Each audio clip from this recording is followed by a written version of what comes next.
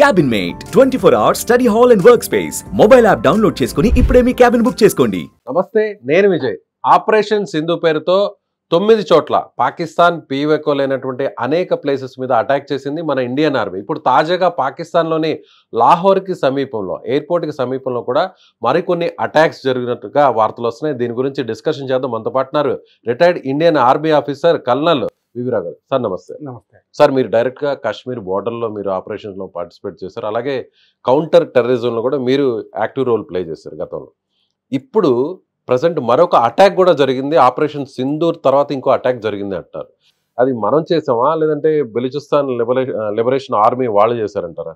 ప్రస్తుతానికి మనకి ఇన్పుట్స్ ఏమి లేవని ఇన్పుట్, ఎందుకంటే బలూచిస్తాన్ వాళ్ళకి పంజాబీస్కి చాలా కాన్ఫ్లిక్ట్ ఉందండి.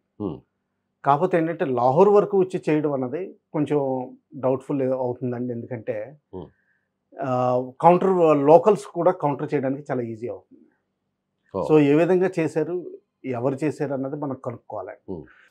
కొన్నిసార్లు ఏమవుతుందంటే అండి, చాలా వింతది, వాళ్ళే ఐఎస్ఐకి కొన్ని విషయాలు పడవండి, వాళ్ళే చేయించేస్తూ ఉంటారు. ఇప్పుడు చాలామంది లీడర్స్ని చంపడం జరిగింది. మీరు ఎనలైజ్ చేస్తే ఆ లీడర్స్ ప్రొఫైల్స్ అన్ని వాళ్ళంతా వేస్టెడ్ అవుట్ ప్రొడక్ట్స్ అండి. అంటే ఐఎస్ఐఏ వాళ్ళని తీయించేస్తుంది, చంపించేస్తుంది, ఇంకో గొడవ లేదు, చంపించేస్తుంది.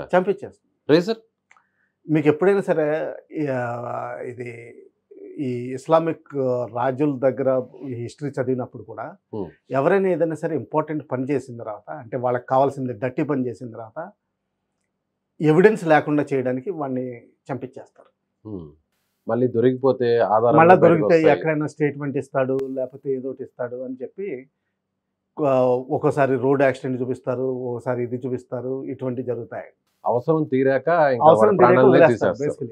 వస్తున్నటువంటి ఇన్ఫర్మేషన్ దీని ప్రకారం చూస్తే, సో డ్రోన్ అటాక్ జరిగింది, ఆ డ్రోన్ పైన నుంచి నేరుగా వచ్చి ఆ ప్లేసెస్ మీద అటాక్ చేసింది అని ఒక న్యూస్ వస్తుంది. ఇంకొక న్యూస్, పాకిస్తాన్ ఆర్మీయే ఆ డ్రోన్స్ని అటాక్ చేసింది, డ్రోన్స్ కింద పడిపోవడంతో ఒకసారిగా మంటలు అలుముకున్నాయి, అంటుకున్నాయి అంటున్నారు.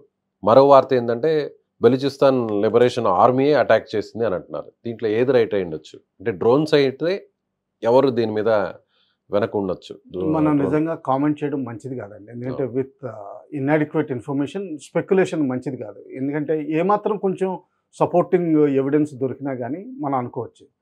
బిఎల్ఏ బలూచిస్తాన్లో మాత్రం వాళ్ళు ఎక్కడ పంజాబీస్ దొరికినా కానీ వాళ్ళని కస్టడీలోకి తీసుకోవడం జరుగుతుంది. వాళ్ళని కొన్ని డెత్స్ కూడా అయినాయండి, దానిలో డౌట్ ఏం లేదు. ఎందుకంటే పంజాబీస్ విపరీతంగా డామినేట్ చేస్తారు కంప్లీట్ పాకిస్తాన్లో. మొత్తం రూల్ అంతా వాళ్ళదే. మిలిటరీ ఆఫీసర్స్ కానివ్వండి, పొలిటీషియన్స్ కానివ్వండి, ఇండస్ట్రియలిస్ట్ కానివ్వండి, మెయిన్ కీ డ్రగ్స్ స్మగ్లర్స్ వీళ్ళందరూ కానివ్వండి. ఇంకొక ఇన్ఫర్మేషన్ కూడా వస్తుంది సార్, పాకిస్తాన్ ఆర్మీ వెళ్తున్న వెహికల్ మీద కూడా అటాక్ చేశారు, ఐఈడి బాంబ్స్ ని పేల్చారు, అందులో 15 మంది. అందులో బిఎల్ఏ డౌట్ లేదండి, వాళ్ళు ఒప్పుకున్న, వాళ్ళు స్టేట్మెంట్ రిలీజ్ చేశారు, అందులో బిఎల్ఏ డౌట్ లేదు. కొన్ని ఫోటోగ్రాఫ్స్ కూడా వాళ్ళు మీడియాలో రిలీజ్ చేశారు, అందులో డౌట్ ఏం లేదండి.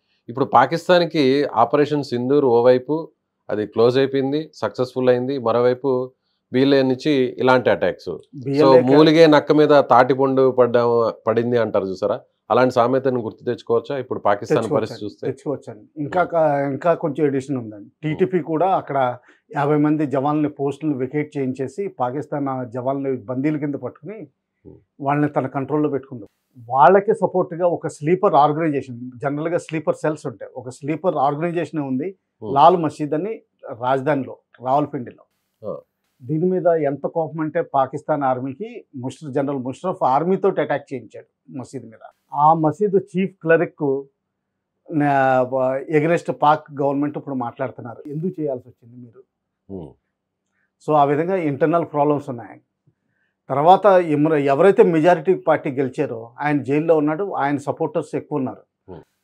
2 years బ్యాక్ని లాహోర్ కోర్ కమాండర్ ఇంటి మీద అటాక్ జరిగింది. దానికి చాలా సింబాలిక్ కూడా ఉంది. ఏంటంటే అది ఒరిజినల్ జిన్నా ఓన్డ్ హౌస్, అది ఆర్మీకి లీజ్ మీద ఉంది, అంటే పర్మనెంట్ రెంట్ మీద ఉంది.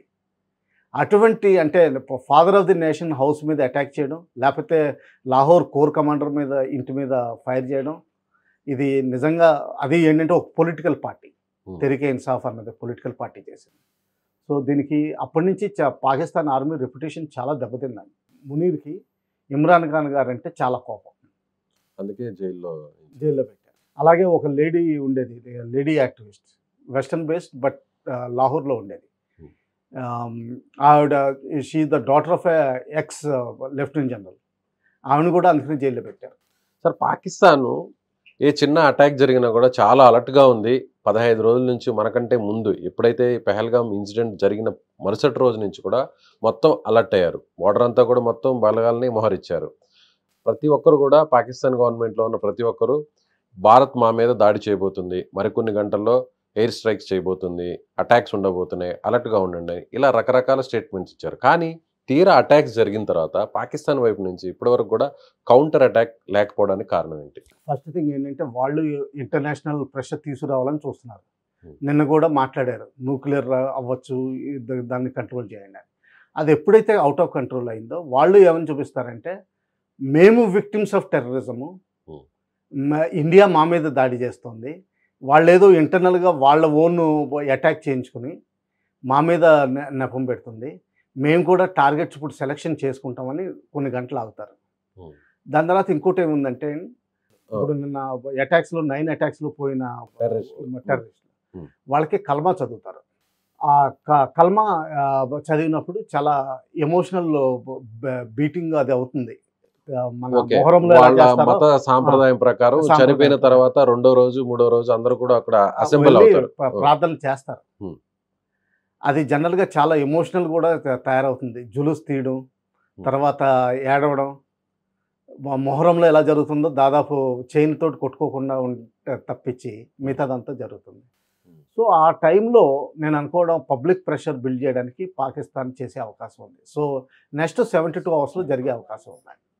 కానీ వాళ్ళు ఏంటంటే వెయిట్ చేసేది ఏంటంటే ఏదో టార్గెట్ మేము సెలక్షన్ చేసుకుంటున్నాం అన్నట్టుగా చూడడానికి. ఇంకోటి ఏంటంటే ఏ విధంగా రియాక్షన్ చేస్తారన్నది కూడా ఇప్పుడు డౌట్ఫుల్గా ఉంది. కేవలం ఫేస్ సేవర్ అంటే ఇప్పుడు మేము దెబ్బతిన్నాము, మాకు క్షమత లేదు అందుకని చెప్పి ఏదో, కాకపోతే ఏంటంటే మేము ఒక రెస్పెక్టబుల్ కంట్రీ, రెస్పెక్టబుల్ ఆర్మీ, అందుకని చెప్పి మా ఫేస్ సేవ్ చేసుకోవాలి, మేము ఏదో చేసామని చూపించి, ఏదో కొంచెం చూపించి లాస్ట్ టైం చేసినట్టు వైండప్ అయిపోతుంది. అలా కాకుండా ఇంకేదైనా ప్లాన్ చేస్తే మాత్రం చాలా తీవ్రమైన పరిణామాలు ఉంటాయి. వాళ్ళు కూడా ఆలోచించాల్సి. ఇంకోటి ఏంటి ఆలోచించాల్సింది ఏంటంటే, మనకంటే టెర్రరిస్ట్ టార్గెట్స్ దొరికినాయి ఎప్పటి నుంచో, కానీ మన సైడ్ వాళ్ళకి టెర్రరిస్ట్ టార్గెట్స్ ఏమీ లేవు. ప్రపంచానికి చెప్పడానికి ఏమీ లేవు, నిజంగా చేయాలన్నా ఏమీ లేదు. సో దానివల్ల ఎవరిని చేయగలుగుతారు? ఓన్లీ ఆర్మీ ఇన్స్టలేషన్స్ చేయగలుగుతారు, మన లాజిస్టిక్ ఇన్స్టలేషన్స్ చేయగలుగుతారు, లేకపోతే మ్యాక్సిమం ఇప్పుడు ఇండస్ వాటర్స్లో ఏ అయితే బ్రిడ్జ్లు డ్యాములు ఉన్నాయో వాటిని డ్యామేజ్ చేయగలిగే ప్రయత్నాలు చేయొచ్చు. ఇది ఈ విధంగా జరగచ్చు. Right. Thank you sir, thank you so much.